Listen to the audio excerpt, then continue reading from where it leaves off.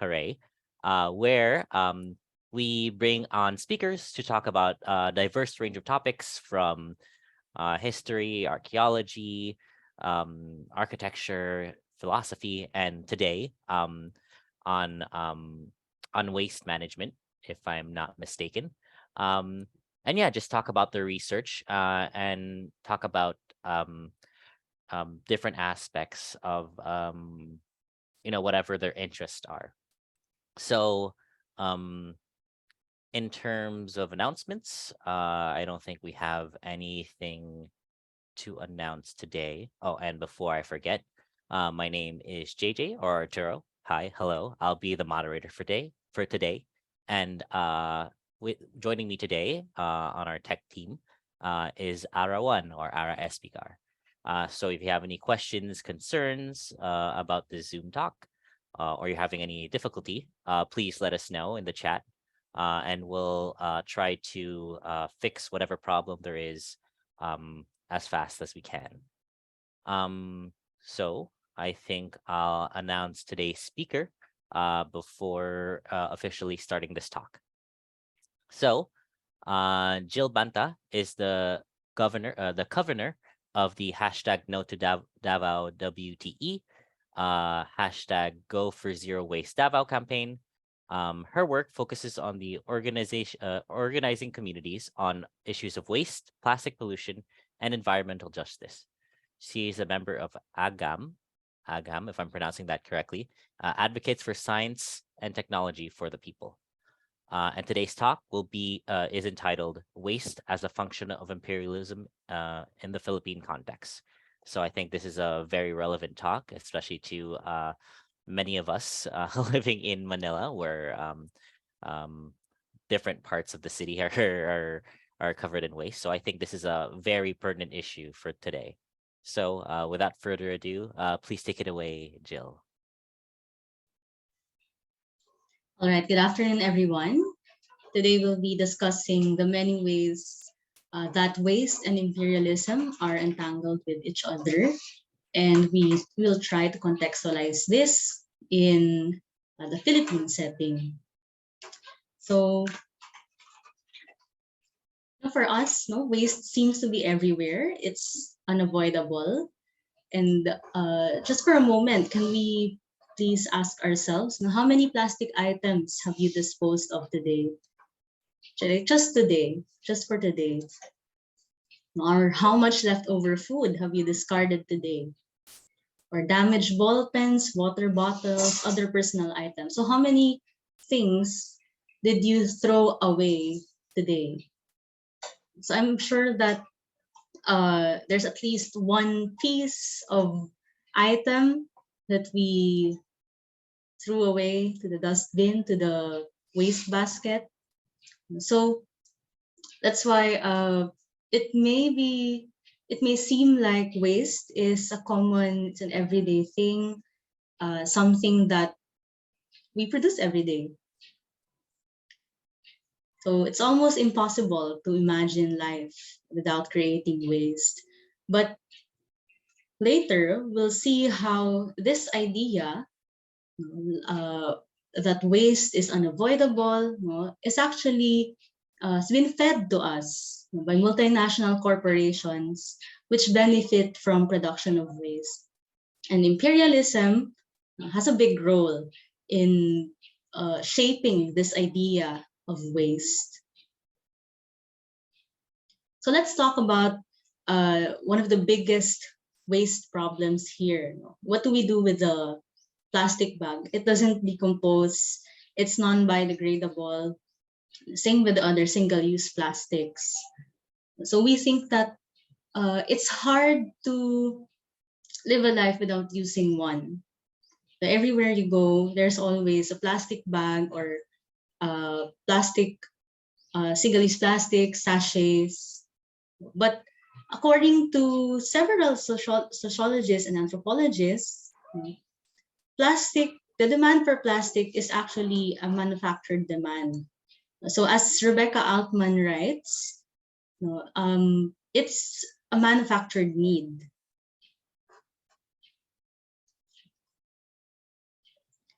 So let's look at how plastics are produced. Plastics are byproducts of the petrochemical industry. Uh, the plastic boom started in middle of the 1900s, 20th century.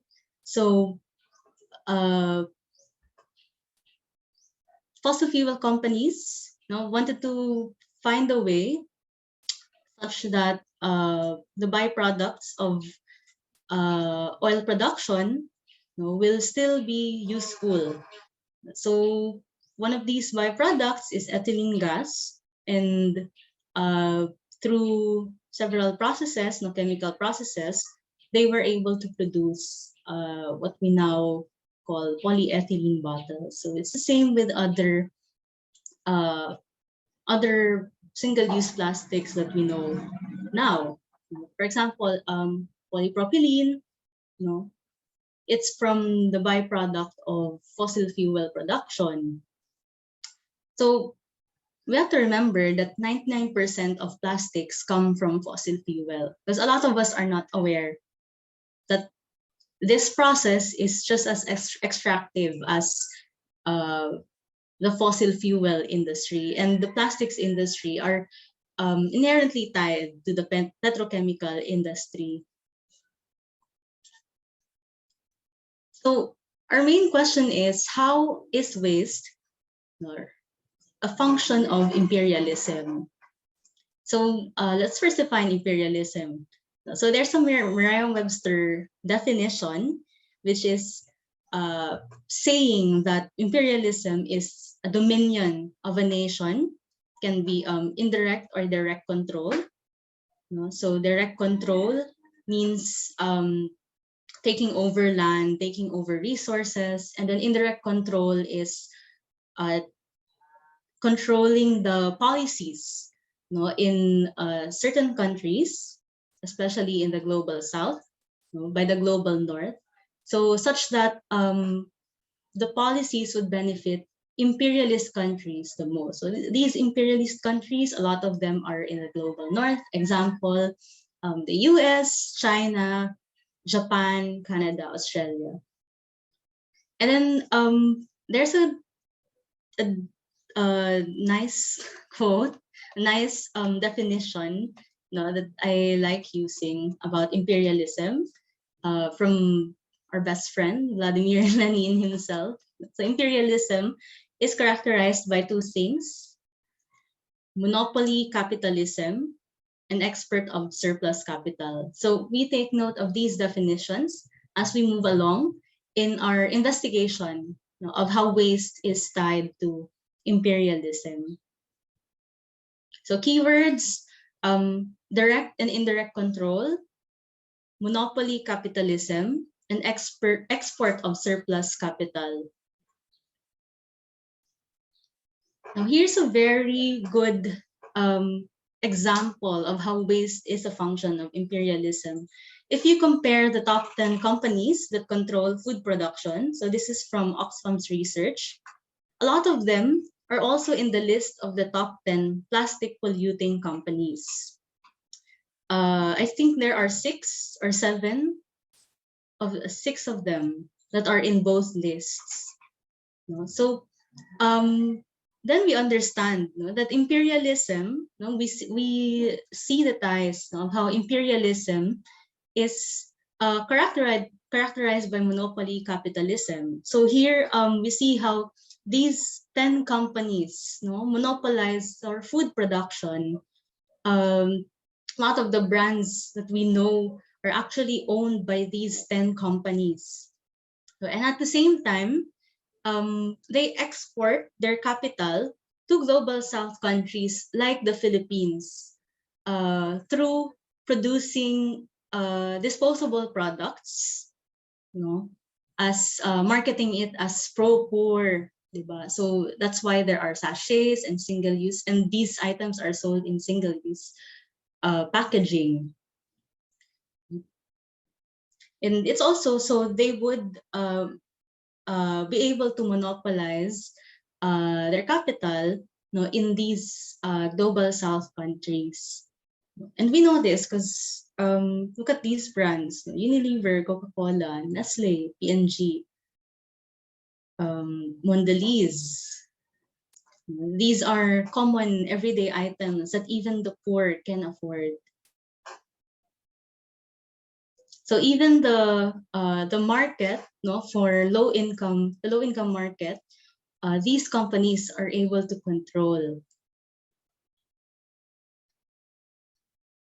So the plastics industry is actually entangled in imperialist agenda. So before, they used to control, they used to provide, materials for the World War II. They were given war contracts by the U.S. government. So that was before, and it still goes on now. But the imperialist agenda also takes form in other instances, such as when oil pipelines encroach native territories. And remember, oil pipelines, oil, that's where most of our plastics come from. And they also export plastic packaging. So they export capital, they export it to global South countries, such as the Philippines, in order to gain super profits from these products. And we see how plastic pollutes in all stages of its life cycle, from cradle to grave. So plastic starts as in these factories. Actually, it starts from oil extraction, which encroach native lands, native territories in the U.S. We don't produce plastic. We don't produce the base material for plastics here. So these are plastics come from petrochemicals, which a lot of it encroach indigenous lands, and then these are processed in plastic factories that are built in Black communities or low-income communities, such as in Cancer Alley, Louisiana. So this community was it originally was it had a very healthy environment until the entry of petrochemical corporations, including the plastics industry. So there are around 150 petrochemical factories there, which is causing us detrimental health effects to the people, especially those who are living there are Black communities. That's from the cradle, and then to the grave. Landfills and incinerators are built in communities that the government deems to be unimportant and disposable. So there is the idea that we can only build these things in places waste. No waste. Waste is put in places where people are neglected by the government, or where the government thinks that these people don't matter. Otherwise, why would they put it there and not in exclusive subdivisions, right? So they always put it in places where people don't matter. So as Max Liboiron, a geographer, says, pollution is colonialism, because colonialism is about land primarily, and polluting is basically accessing land for pollution, like accessing land for landfills, right? Accessing land for incinerators, accessing land to build petrochemical factories. So what we're saying is pollution is also another form of colonialism, and colonialism is empowered by imperialism.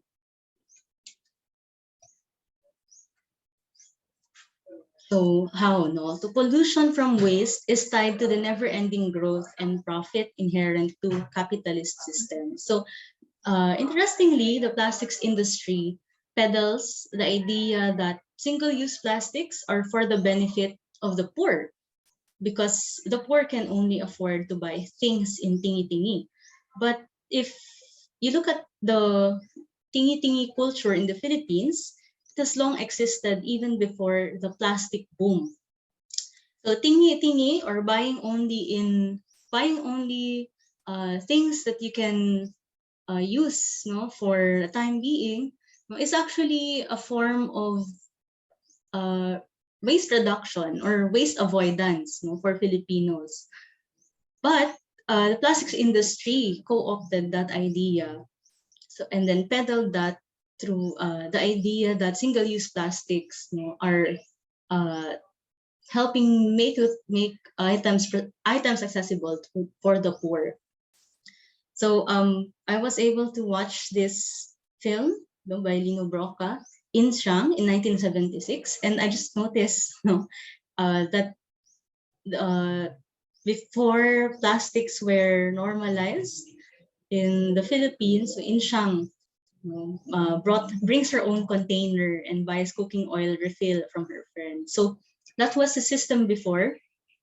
So literally nothing is wasted, because this container, that Inshang uses uh, to refill, refill oil, it's reusable. It's not disposable. So big plastic polluters, they profit off our tingi-tingi culture, while they leave us to manage plastic waste on our own. And the plastics industry, has not been held accountable for the long-term health impacts of their products. So there have been researches that say that not microplastics are found in the placentas of unborn babies. They're in our bloodstream, they're in our food, they're in our land, air, and water, they're in Mount Everest. But how are the plastics industry being made accountable for this? We also see some studies that say that plastic, additives and chemicals in plastic may leach into our food. So, what now? What action has been done by the plastics industry and by the government in order to um, deter, the plastics industry from producing more plastics that are harmful to our health, and what actions have been done to make them pay for the pollution. What the plastics industry have been doing, post-war, is to pour its money into advertising and lobbying against plastic regulation. So in the latter half of the 1900s, latter half of the 20th century, there are uh, many advertisements that the plastics industry have been putting out there, to encourage people into a throwaway culture. Now, in the Philippines, how does how do the plastic polluters, plastic producers, export their capital? So as we said earlier, they profit off our tingi-tingi culture, and they also lobby against plastic regulations. So there has been an investigation done on Unilever's plastic playbook, and they found out that they have been making false promises to switch away from single-use plastic packaging. They privately, they lobbied, and in the Philippines, they lobbied to Senator Cynthia Villar, and they lobbied for this policy called extended producers responsibility.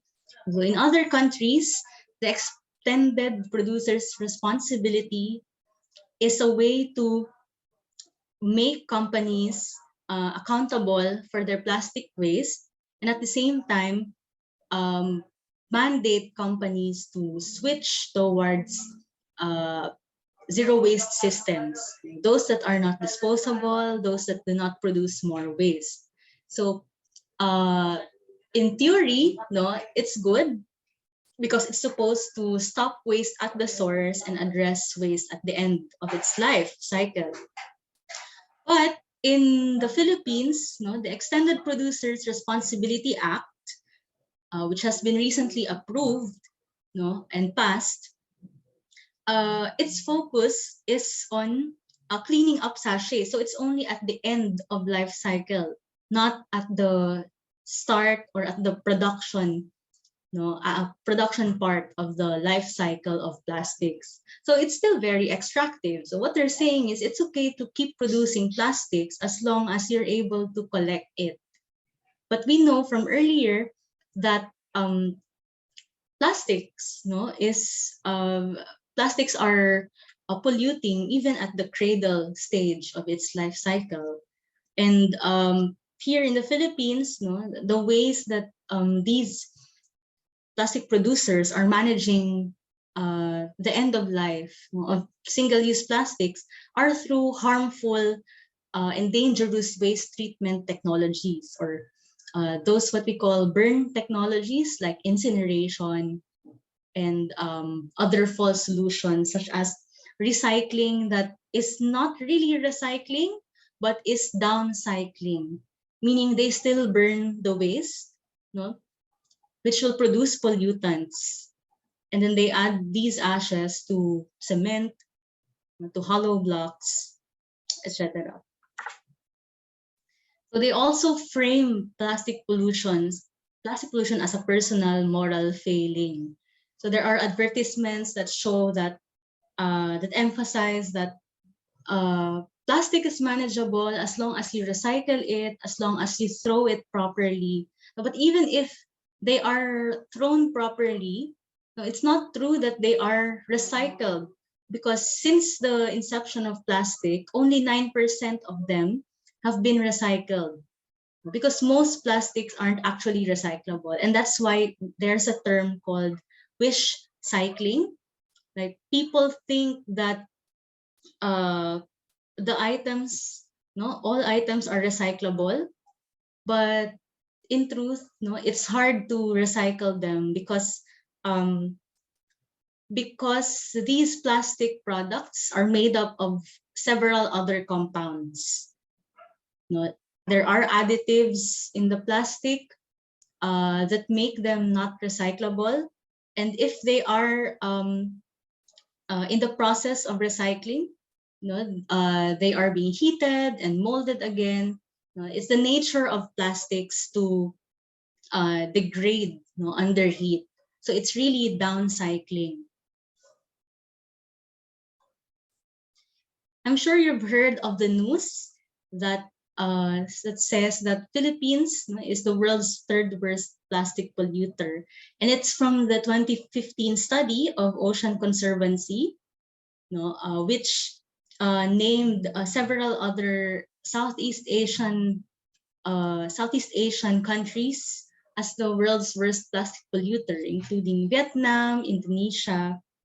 But in 2022, the same organization retracted their report and apologized for that framing. So first, they apologized because they failed to acknowledge the outsized roles that developed countries have played and continue to play in generating and exporting plastic waste. So they apologized for that, and they apologized for advocating for incineration. They recognize that incineration does not really address waste at the source, but instead encourages more waste production, so that the technology will be useful, and there's more feedstock, for the incineration technology.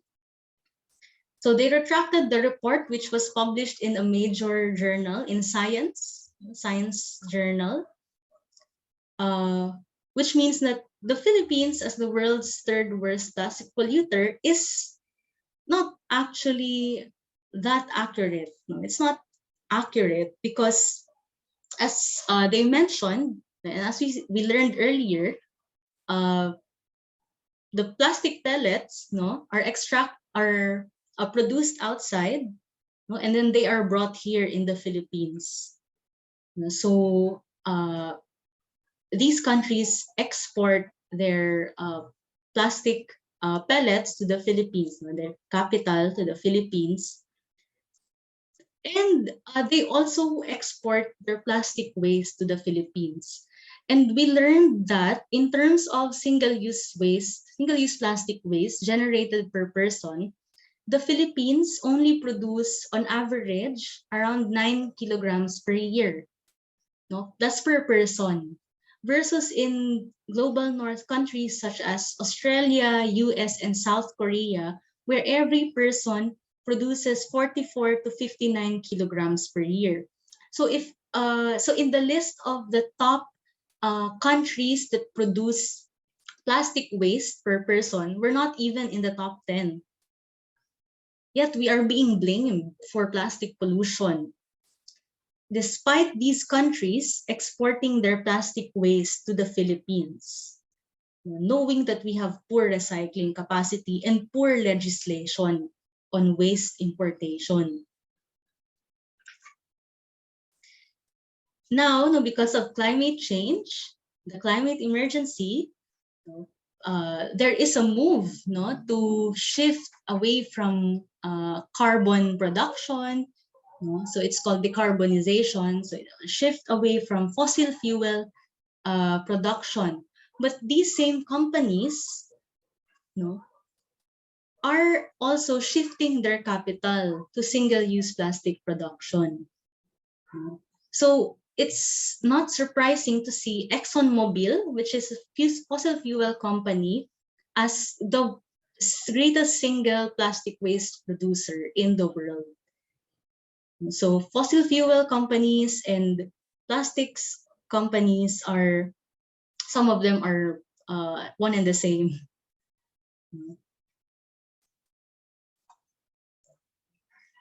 So as I said earlier, no, imperialist countries are exporting and funding harmful waste treatment technologies to global south countries like the Philippines. So in Davao City, there is a proposed waste to energy incinerator that is being it's proposed by Japan and funded by half of it is funded by JICA. No, but according to a scientist, no, who did his research on that technology, no, he actually went to Japan to check it for himself. He found out that the proposed incinerator is actually an old type of treatment, no, waste treatment technology. So it's incapable of burning waste at a safe temperature. It's a surplus technology from Japan. So the things that they're not technologies that are not useful for them anymore, they bring it to the global south countries like the Philippines. And these technologies have been shown to produce negative health and environmental impacts to the surrounding communities. So how does imperialism manifest in other types of waste? So for food waste, so we know that 1.3 billion tons of edible food are wasted globally, yet 828 million people are hungry. So, and then if we link it earlier, we know who are the biggest are the biggest companies that control the food that we eat. And I personally witnessed how these companies, no, they don't instead of giving away food that are still edible, no, but close to the expiry date, they would rather destroy it. No, they ask contractors to destroy their food, no, because of greed. No, they would rather that they profit off um, profit of that system, no, instead of giving away food for free. Now, about leftovers, no, so we know that there are billions of tons of food waste. Okay, so for leftovers, no, that aren't edible, no, they can be composted and used as fertilizers. No? So this technique allows farmers to be more self-sufficient, no, in terms of food production. Kasi um, food is composted and the compost can be used for food production, right? But practices like this, no, are hindered by another kind of monopoly capitalists, no, agrochemical giants such as Monsanto, no, in order to gain control of global food production. So Monsanto would market, no, their products to far-flung communities. So these farmers would use their synthetic inputs, synthetic fertilizers, synthetic pesticides, no, until these farmers are buried in debt. Nagkakautang sila because of this. Thus, no, our leftovers are there's no system to utilize leftovers in a food production. There are some efforts, but we do need a larger citywide scale, national scale, to do this. In technology, we know that we found out that Apple and Samsung deliberately slow down their phones in order to hasten sales of updated versions of their phones. So this planned obsolescence produced e-waste in the process. And Apple, no, you know that Apple makes it difficult for their phones to be repaired. So instead of having your iPhone repaired, no, you'd much rather want to buy the next version of an iPhone. So that contributes to the production of e-waste. The lack of repair systems and the deliberate planned, obsolescence of technology. And the U.S. military has been found to dump toxic waste in Clark and Subic Bay. They've still not been made accountable for this. And foreign mining concessions dump mine waste to communities, while they were ordered just recently. I think 3 decades. No, 3 decades. Ano ba? 2022 minus 1993, ilang years yun. So decades after the Mark Copper mining disaster, which is the biggest mining disaster in the Philippines, the court ordered Mark Copper, which is a Canadian, a foreign mining company, to pay the victims. But it's still not enough. It's not going to recover the water and soil that was deemed unsafe already by the government. And many residents there were found to have contamination of zinc and copper, in their blood, thus creating creating diseases, in their families and in the next generations. So the question now is a waste-free life possible, given that imperialism has a very impactful role in producing more waste? So yes, it is possible, but only through system change. Because we hear of many initiatives, to practice zero waste, but a lot of these are individualistic, meaning it frames zero waste as a personal responsibility. So ako personally, I try to live a zero waste lifestyle, but in through many ways. I bring an eco bag when I go to the market. I use containers, reusable containers.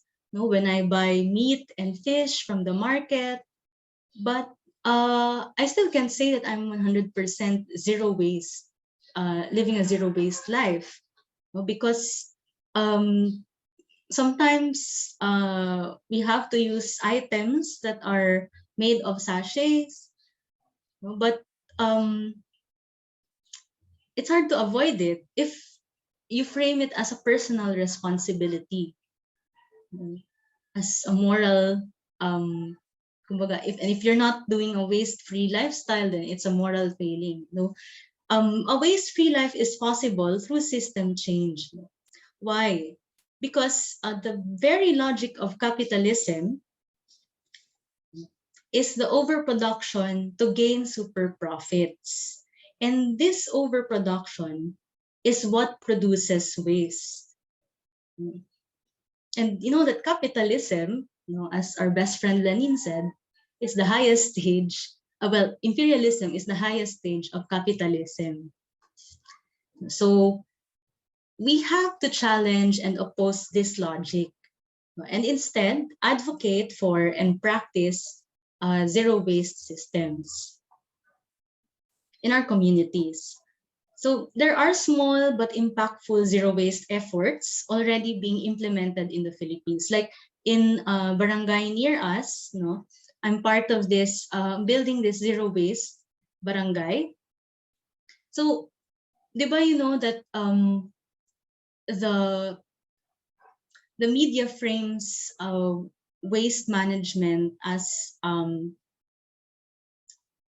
ba? Like the media says that the people are just not disciplined, or our local officials claim that it's our failures in waste management are because of the lack of discipline in communities by the residents. They just throw anywhere.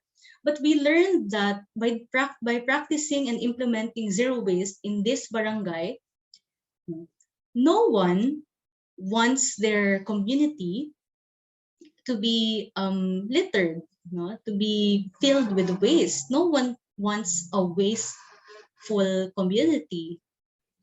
So if there are systems in place, then the residents can practice living a waste-free and zero waste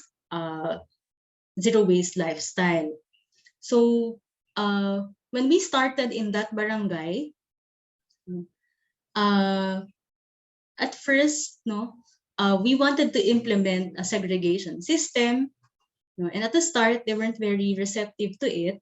But later on, when they found that there is consistent and sustained implementation of waste segregation and waste collection systems, so they themselves are very willing to support and follow the policies that we laid down with them. So for example, before in 2020, we weren't collecting door to door. We weren't collecting food waste. The food waste is mixed with other types of waste. But in Davao and in the Philippines, food waste makes up 50% of the whole total volume of waste. So if you address food waste, then that's already 50% of the total waste volume. Now, when we started door-to-door collection, at first, there are still some sachets mixed into the food waste. But later on, when they saw that there was consistent implementation, when it was agreed that food waste will be collected at this hour of this day, so it's they themselves who willingly put out the food waste and segregated food waste to be collected. And then the other types of waste for the weekend, for the recyclables, we did some weekend recyclables deposits. And then to avoid single-use plastic for basic items like dishwashing liquid and laundry powder, we installed a community refilling station. So this is not a perfect example, no, but we can see that if there are systems in place, working systems, then behavior, no, a waste-free behavior will follow.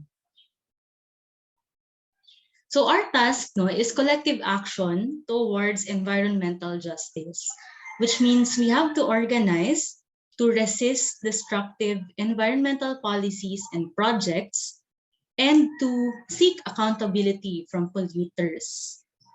We also campaign for the implementation of the following. First is the single-use plastic ban, no, but this is not a plastic ban that puts the burden onto the consumers, but a plastic ban that pressures corporations to transition to reusables, refillables, and return deposit schemes. For example, like before, if you buy Coke, right, um, you just have to pay a deposit, no, and then they give you the glass bottle, and then you can return the glass bottle, and you can earn the deposit back. So integrating these return deposit schemes, no, into communities again. And then we also campaign to end waste importation, material, financial, and technical support for the barangay, because they're, according to the law, no, they're actually mandated um, to implement an ecological solid waste management program, but they do not have enough funds. So what the government is doing is, instead of allotting funds for the barangay, they're allotting it to waste treatment technologies such as incineration, which are found to be environmentally harmful.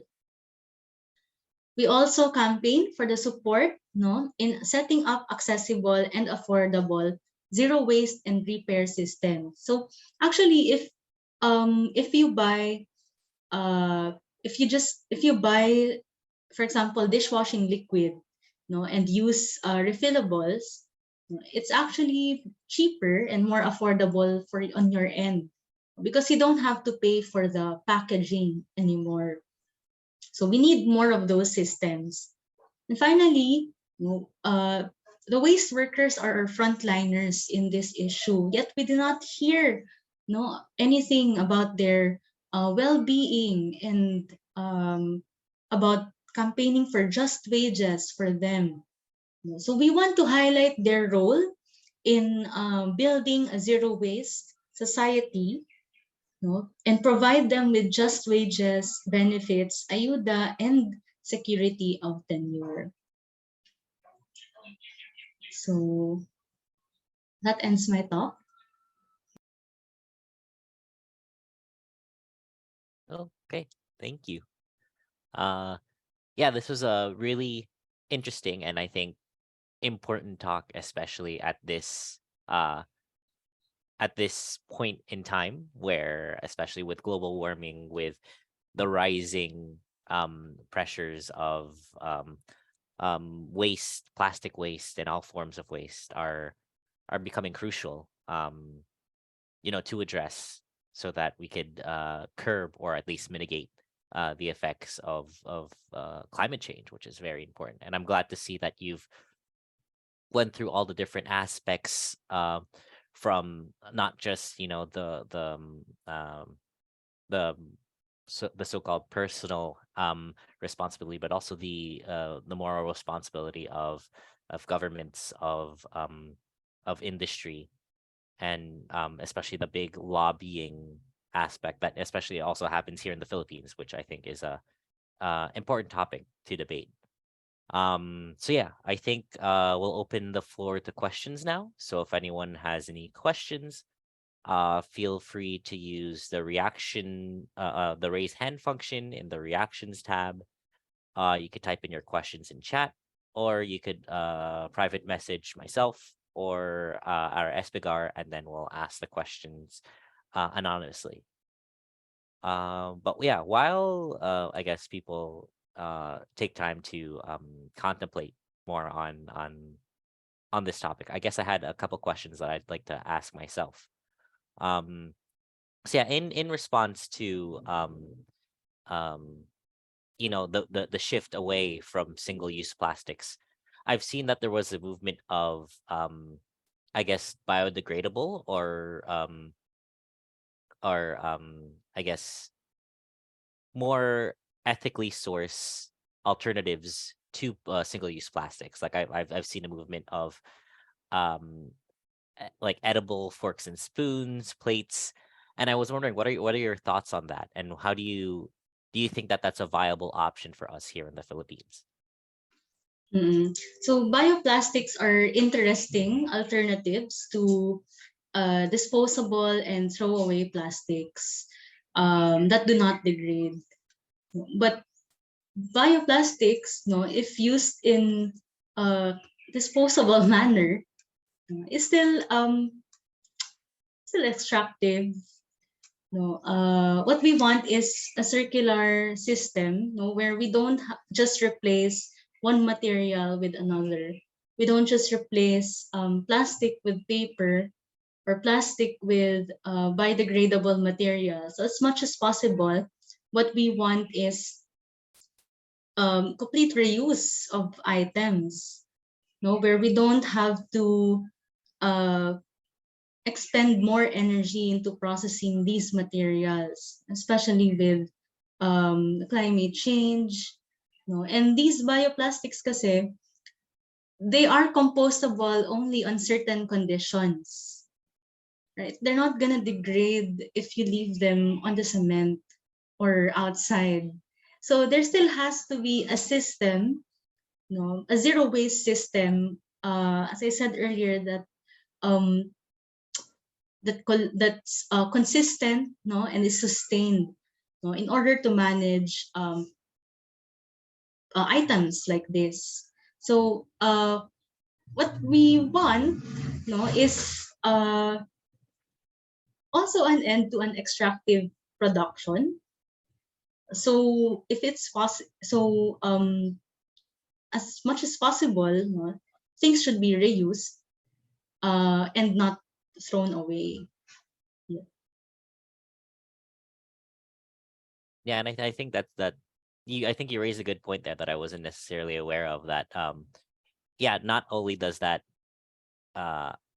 that the infrastructure needs to be built around that, but it also, yeah, it causes a lot of waste in and of itself, which is important to highlight as well.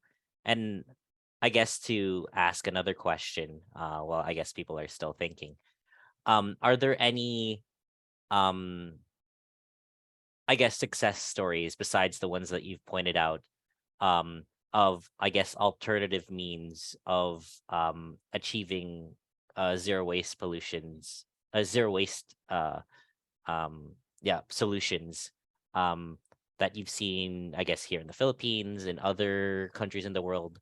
Because I do like the fact that you pointed to the I guess refilling stations of soap. I've seen that, I think, in some Nordic countries, um where, yeah, they at like convenience stores and stuff like that, you can bring your own containers and stuff like that and refill on many different things, from like food items to cleaning products. And yeah, I think that that's a interesting model. And yeah, I was wondering if there's any other interesting habits or methods that you think would be, I guess, useful in achieving a zero waste uh world.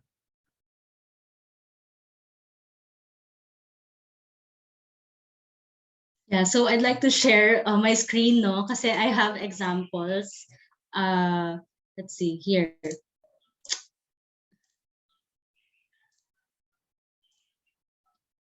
Yeah, so in the Philippines, no, zero waste model communities already exist, like in Barangay Potrero, Malabon. So just by simply implementing ecological solid waste management, they were able to divert 80% of their solid waste from landfills. No, um, they collected the recyclables, they collected the compostables and food waste. No, they have waste workers helping them to do this process. and it resulted in daily savings of 15,000 pesos. No? And then in San Fernando, Pampanga, uh, they also have this zero waste. They are a model zero waste city. Although I'm not sure how perfect they are in terms of becoming a zero waste model, but they strictly implement ecological solid waste management and single use. They implemented single use plastic bans. No, so from 12% of waste diverted in 2012, it has become 80% no, of waste diverted in 2018. So meaning 80% of their waste goes to something more productive and more useful. Either they're composted if they're biodegradable or recycled if they are recyclables like aluminum, metal, tin, paper, carton. And the city saved 20 million pesos no each year. It saves around 20 million pesos each year in waste management. So abroad no there are efforts to advance zero waste. Like there is a legislation, I'm not sure if it's passed already, that or it's still in the works, no? Legislation that's mandating tech companies to ensure that their um, products, no, their gadgets are still useful within 10 years. I think this is in France. Please fact check me. But there are laws like that. Um, and all over the world, no, single-use plastic bans are being mainstream, but they come in different forms also. Yeah. Yeah, I think I heard of that legislation as well. And I know that um was it Apple or something had a big, I guess, reaction to that legislation. So I think yeah, that's a really Mm-mm. interesting And I think it's also in France, where, or I'm not sure which country, but so there mm, are countries that mandate that food that's about to expire, or food that was not sold for the day, should be given away or mhm. Yeah. should be sold at really cheap prices. So Mhm. ganun. Yeah, and I guess relating to that last comment, there's a comment here in the chat by Ma'am Gay, a faculty member at UPSA, uh, where she says, just a comment. I'm old enough to remember the time when you could bring your Tupperware to takeout. I don't think that's allowed anymore because of sanitary concerns, food poisoning that might be blamed on them. And then Ara responded, the university tried to implement that. The banned the use of disposables by food vendors and encourage people to bring food containers and utensils. Although medyo nagawa ng College of Science, if they remember correctly. Yeah, and I think that that's a really uh, good pathway forward, especially to eliminate food waste. I know that at least where I grew up in Canada, there was a big conversation around that for a while now, and although there are still, I guess, concerns about pushback, especially concerning about sanitary regions, but I think that that's more of a deflection rather than an actual concern, because I know that especially around a lot of um I guess high end restaurants and stuff like that that do have food waste that is still very much edible. They'd rather throw it away again, as a sort of profit motive rather than anything else. So yeah, I would love to see that conversation continue and grow, and hopefully have more um environmental friendly resolution to that. And then yeah, you commented that ADMU has a return deposit system of reusable containers. I think that that needs to be implemented more. Um, especially to sort of remedy a lot of the single use plastics all around the world, where yeah, even something as simple as bringing your own container to like a Starbucks or like something like that to Yes, to and some stalls in Ateneo, they give discounts, 5 peso discounts or 10 peso discounts if you provide your own container. So there has to be some sort of incentives Mhm. for people to bring their reusable containers. Yeah, I would definitely agree. I would definitely agree on that. All right. Um, so it does look like we're coming up on time. I'm just gonna ask for a final round of questions if anyone has them. Because otherwise, I think we're good to end on that. Ooh, hold on. I think I'll just read this last comment and then I think we're good to end here. So this is by Ara. So there are libraries in the U.S. which allow the borrowing of tools, so it sort of becomes communal property and discourage buying.